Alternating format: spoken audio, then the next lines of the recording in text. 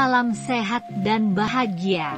Semoga di pembelajaran ini kita senantiasa diberi sehat oleh Allah.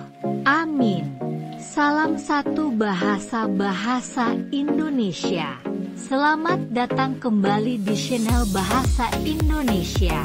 Yuk kita kembali bahas materi kelas 9 bab 4 dari hobi menjadi pundi-pundi, yaitu teks eksplanasi jilid 2. Ayo kita semangat untuk terus belajar. Materi ini adalah lanjutan dari materi video sebelumnya.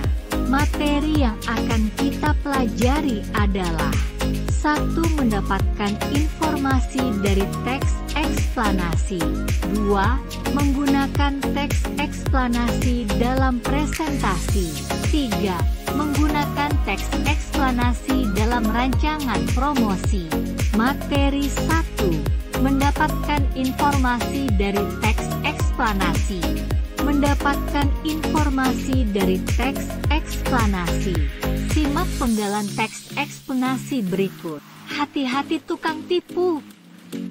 Biasanya, ketika seseorang mulai menjadi wirausaha, salah satu pertanyaan yang diajukan adalah dapat modal dari mana. Sayangnya, kebutuhan akan modal ini dimanfaatkan oleh pihak yang tidak bertanggung jawab untuk melakukan penipuan. Tak jarang, penipuan tersebut mengiming-imingi calon korban dengan hadiah atau undian dengan jumlah yang besar. Pada ujungnya, korban justru merugi karena harus mengeluarkan sejumlah uang. Niatnya mendapatkan modal justru menjadi korban penipuan. Bagaimana cara mengenali bahwa kalian sedang berhadapan dengan penipu? Pertama, biasanya pelaku menghubungi korban melalui layanan pesan singkat, SMS, telepon, atau aplikasi chat dan mengaku dari perusahaan besar.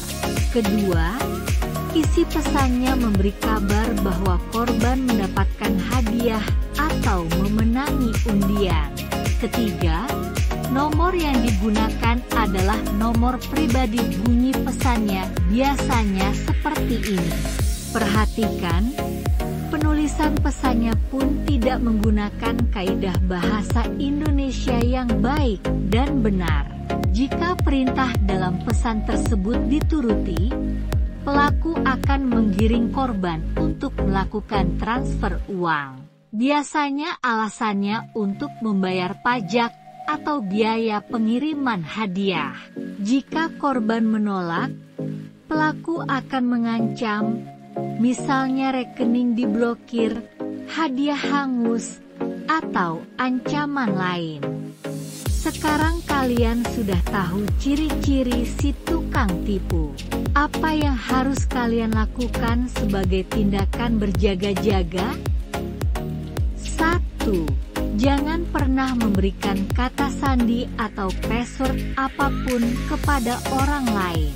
Kata sandi adalah milik kalian pribadi. Cukup kalian dan orang tua yang tahu. 2. Waspadalah terhadap telepon, chat, SMS, atau email mencurigakan dari pihak yang tidak dikenal, sekalipun ada nama perusahaan terkenal yang disebutkan. 3. Laporkan hal tersebut kepada orang tua atau guru. Jika diperlukan, orang tua atau guru akan melakukan pengecekan ke kantor resmi lembaga atau perusahaan yang disebutkan dalam SMS. 4. Jangan sembarangan menghubungi nomor atau website yang tercantum dalam pesan tersebut. Pembahasan. Setelah kita simak dengan baik, kita dapat mengidentifikasi teks tersebut, yaitu teks tersebut adalah teks eksplanasi karena terdapat hubungan sebab dan akibat. Hubungan sebab dalam teks tersebut memberikan informasi kepada seluruh masyarakat maraknya penipuan di dunia maya melalui media sosial atau melalui fasilitas layanan digital. Apalagi hal ini ada kaitannya dengan upaya seseorang yang ingin mengembangkan usaha. Sayangnya usaha tersebut dimanfaatkan seseorang dari sisi modalnya saja. Upaya untuk menipu modal dengan banyak cara, salah satunya dengan memberi iming-iming dengan hadiah atau undian dengan jumlah besar. Hubungan akibat dalam teks tersebut memberikan informasi agar kita selaku masyarakat diingatkan agar hati-hati dengan berbagai model penipuan dengan kritis terhadap pesan yang disampaikan. Kesimpulan, sebuah teks tentunya berisi informasi yang mempunyai ciri berbeda, termasuk teks eksplanasi. Teks eksplanasi mempunyai ciri penyampaian informasi dalam bentuk hubungan sebab akibat. Seperti halnya dengan teks eksplanasi, hati-hati tukang tipu. Teks tersebut menyampaikan informasi yang terjadi di kalangan masyarakat dunia maya. Isi informasi sangat jelas dengan maraknya penipuan di dunia maya dengan berbagai model yang dapat merugikan semua masyarakat. Maka diharapkan masyarakat berhati-hati dan kritis menanggapi informasi di dunia maya. Materi 2. Menggunakan teks eksplanasi dalam presentasi. Teks eksplanasi berguna untuk menjelaskan proses atau langkah-langkah terjadinya sesuatu, termasuk proses yang dilakukan sebelum seseorang mempresentasikan ide usaha. Kalian akan menemukan langkah atau urutan yang sistematis untuk melakukan sebuah presentasi, mulai dari menggali informasi dan memaparkan presentasi yang sudah jadi. Untuk menyajikan presentasi dengan baik, kalian dapat mengikuti langkah-langkah berikut. 1. Menggali informasi dari berbagai sumber. 2. Menulis rancangan usaha. 3. Membuat presentasi. 4. Mempresentasikan ide usaha. 5. Melakukan evaluasi terhadap presentasi yang telah dilakukan. Langkah pertama adalah menggali informasi.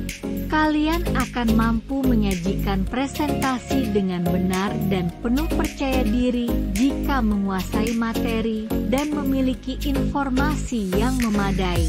Langkah kedua adalah menulis rancangan usaha.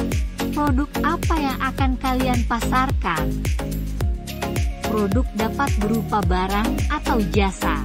Kalian dapat mencari contoh rancangan usaha kecil dari berbagai sumber. Langkah ketiga adalah membuat presentasi. Informasi pada langkah kedua dapat kalian jadikan bahan presentasi. Kalian dapat membuat presentasi secara digital dengan menggunakan program komputer atau menggunakan beberapa lembar kertas karton manila. Langkah keempat adalah mempresentasikan ide usaha. Berbekal informasi yang telah kalian tuangkan ke dalam program komputer atau lembaran presentasi, kalian siap melakukan presentasi. Pertama, jika memungkinkan, siapkan kamera untuk merekam presentasi kalian. Kedua, buatlah ringkasan hal yang hendak kalian sampaikan pada selembar kertas, bagikan kepada teman-teman. Hadirin yang mengetahui hal yang hendak disampaikan akan lebih terlibat secara aktif. Ketiga, awali presentasi dengan menceritakan hobi kalian dan berapa biaya yang kalian habiskan untuk hobi tersebut setiap bulan. Misalnya kalian hobi minum jus sehingga kalian selalu membeli jus. Kalian memiliki ide untuk membuat usaha jus buah agar hobi kalian menikmati jus tetap terpenuhi bahkan dapat menghasilkan uang. Keempat, lanjutkan presentasi dengan rancangan usaha yang telah kalian buat.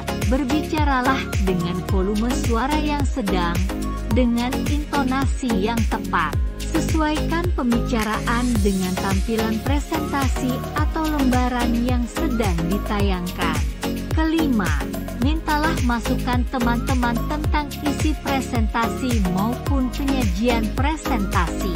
Catat masukan mereka untuk melakukan perbaikan pada presentasi yang akan datang. Keenam, ucapkan terima kasih karena teman-teman telah berpartisipasi aktif dalam diskusi. Langkah kelima adalah melakukan evaluasi terhadap presentasi yang telah kalian lakukan. Pertama, jika kalian memiliki rekaman presentasi, tonton ulang dan perhatikan apakah kalian berbicara dengan volume suara, intonasi, dan pelafalan yang jelas. Kedua, tanyakan kepada beberapa teman yang menyimak presentasi kalian tentang hal yang kalian presentasikan, misalnya apa nama produk yang kalian sampaikan, berapa modal yang diperlukan, dan pertanyaan lain. Ketiga, jika banyak teman yang tidak mengetahui jawabannya, kalian dapat melakukan evaluasi. Ada kemungkinan presentasi tidak kalian sampaikan dengan baik. Ada pula kemungkinan situasi tidak mendukung, misalnya suasana kelas sedang ramai. Menggunakan teks eksplanasi dalam rancangan promosi. Kalian sudah mendapatkan berbagai informasi tentang usaha yang dapat menarik minat pelanggan. Salah satu tahapan penting berikutnya dalam melakukan usaha adalah menyusun langkah-langkah promosi. Promosi dibuat dengan tujuan memberikan informasi kepada calon konsumen tentang produk kalian, sehingga mereka tertarik untuk membelinya. Kalian dapat menggunakan panduan ini untuk membuat rancangannya. Aspek pertama adalah sasaran, yaitu siapa yang akan menjadi sasaran pemasaran produk kalian. Aspek kedua adalah pesan, yaitu apa yang hendak ditonjolkan. Misalnya tentang makanan sehat, hidup bebas sampah, atau pesan lain yang berkaitan dengan produk. Aspek ketiga adalah media, yaitu online atau offline. Aspek keempat adalah durasi, yaitu jika berupa video berapa menit, jika berupa poster ditayangkan berapa lama, kapan promosi mulai disebar. Aspek kelima adalah lokasi, yaitu di mana promosi akan disebarkan. Aspek keenam adalah biaya, yaitu biaya apa yang akan diperlukan untuk pembuatan dan penyebaran promosi. Pada materi menggunakan teks eksplanasi dalam diskusi, kita dapat menyimpulkan bahwa dalam kegiatan presentasi, unsur eksplanasi dapat menguatkan hasil presentasi karena dengan dimunculkan sebab, dapat memberikan akibat. Contoh dalam upaya promosi usaha dapat kita sampaikan sebab usaha dan akibat, yaitu keberhasilan usaha. Demikian, pembelajaran kita tentang teks eksplanasi. Sebagai penutup bahwa unsur eksplanasi dapat hadir pada semua teks, teks pidato, teks poster, maupun teks presentasi. Semoga materi ini bermanfaat untuk kita semua. Sampai bertemu kembali pada materi selanjutnya. Terima kasih. Jangan lupa dukung channel kami.